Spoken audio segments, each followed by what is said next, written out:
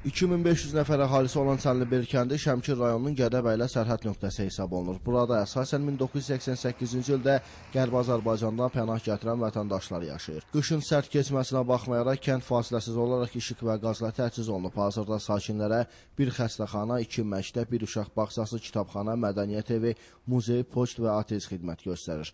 Görüşdə əvvəlcə bu il Çənlibeldə həyata keçiriləcək infrastruktur layihələr barədə məlumat verilib. Kəndin ərazisində maldarlığın inkişafı üçün heyvandarlıq kompleksinin yaradılacağı və emal müəssisələrinin inşa ediləcəyi vurğulanıb. Bütün bunlar aqrar sahənin inkişafı ilə yanaşı 500-ə yaxın vətəndaşın daimi işlə təmin olunmasına şərait yaradacaq.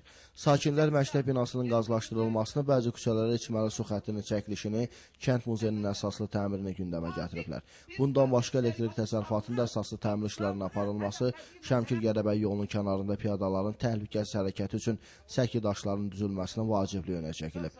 Sadalanan bir çox problemlərin həlli ilə bağlı müvafiq struktur rəhbərlərinə tapşırıqlar verilib. Bəziləri isə həll edilməsi üçün nəzarətə götürülüb.